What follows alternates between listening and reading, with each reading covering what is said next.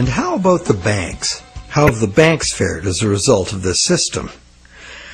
Well, first, by putting up only a small fraction of the money they ostensibly lend, the banks have obtained a river of income from interest payments on consumer loans and mortgages.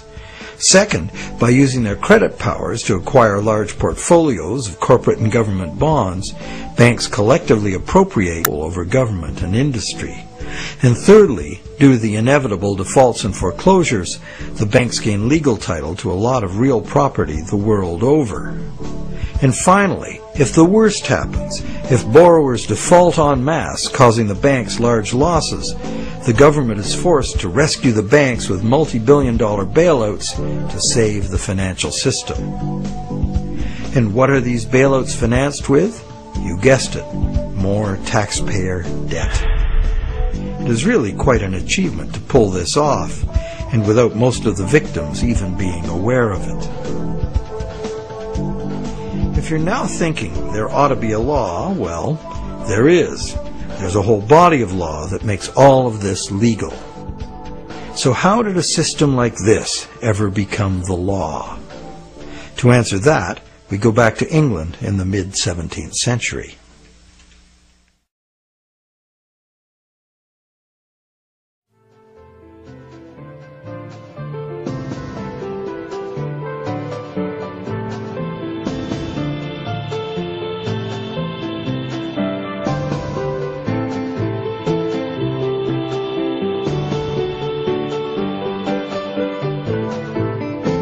With the development of better ships and the new explorations they allowed, trade was expanding rapidly. In order to carry out commerce, especially over great distances and lengths of time, written contracts were becoming more and more important and more sophisticated.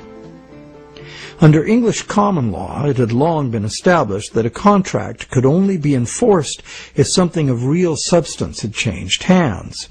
A transfer of goods or rights in property was the real stuff of the exchange, and that was what the court would evaluate for fairness, not just the words on the document. A contract under which there had been no exchange of consideration, meaning real goods or rights in property, was deemed to be empty and was therefore not enforceable by the court. So, a contract in which a borrower, say, pledged a car he does not own in exchange for a bank's promise of payment would not even qualify as a contract. No common law court would enforce it. As well, in the event of a dispute over a contract, under common law, only someone who had actually provided consideration to the transaction, in other words, only someone who delivered the goods, had the right to sue in court for fulfillment of the contract by the other party. This right was not transferable to a third party.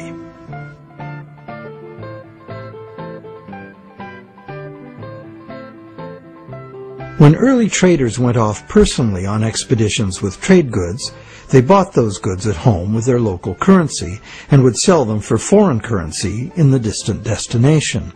They would then buy foreign goods with the foreign money, bring those goods home, and sell them for their local currency. Pretty simple. But as trade became more sophisticated, traders became more inclined to stay home and just hire ships to carry out deliveries. This gave traders the freedom to import cargoes of foreign goods from different sources than the destination to which their home goods had been exported. Thus, a problem was created.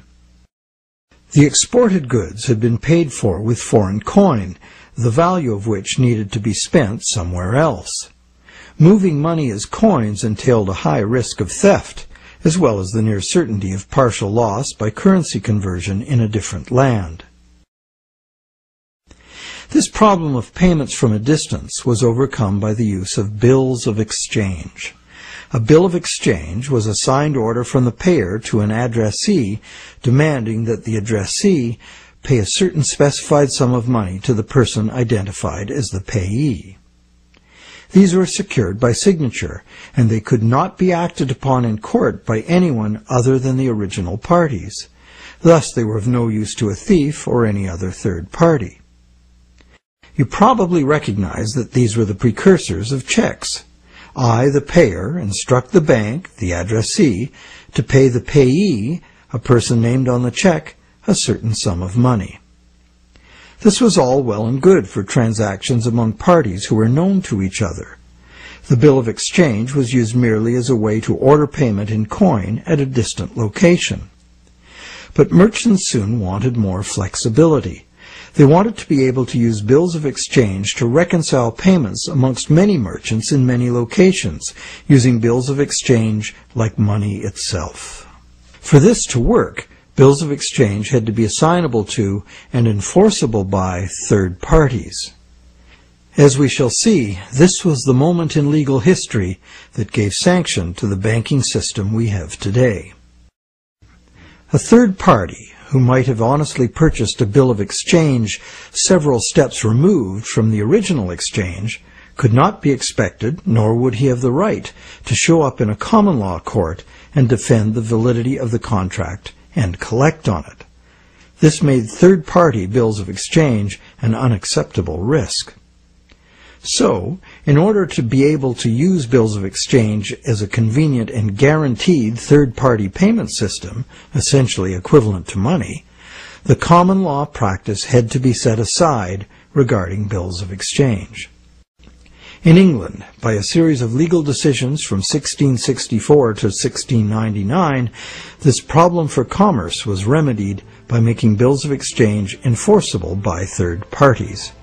If a third party had purchased a bill for valuable consideration and in good faith, having no apparent reason to suspect fraud or some deficiency in the right of the seller to sell it, then the bill automatically became good and enforceable by the court against the signer. What did this change mean? It meant, essentially, that any bill of exchange would be considered legitimate once it was sold. Bills of exchange and all other subsequent types of signed promises to pay, with the notable exception of checks, became transferable and enforceable in court, just what the merchants wanted. Now debt contracts could be sold like things, and transacting business would be a whole lot easier. Not only that, it opened up a whole new market for profit seekers, trading in bills of exchange themselves. The marketing of debt was born.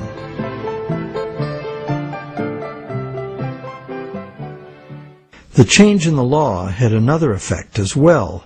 It made it possible to trick or even force a person into signing a legally binding promise to pay, and then, if that promise were purchased by a third party for real consideration and in good faith, it would be enforceable against the signer in court. Ultimately, this became one of the foundational principles of the Uniform Commercial Code, which governs the conduct of business in the United States, and by extension, in most of the world.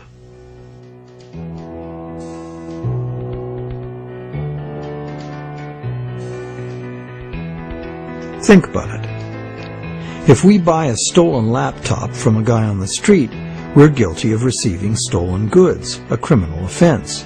Doesn't matter if we paid honest money and were unaware the goods were stolen. The court will restore the goods to the rightful owner. We, as purchasers, innocent or not, lose our money and may even be charged with a crime. But if we buy a loan contract from a banker and give him real value for it in good faith, it doesn't matter that the loan contract may have come into existence under false pretenses. Whoever signed it is required by commercial contract law to pay up, and the courts will enforce the obligation. Today, debt contracts come in a myriad of forms, including and especially loans and mortgages. It's significant to note that just as these common law restrictions were being removed, the brand new Bank of England was being established. The first bank state-authorized to create money out of thin air. The new laws fit in perfectly, making the new bank's empty contracts enforceable against the so-called borrower.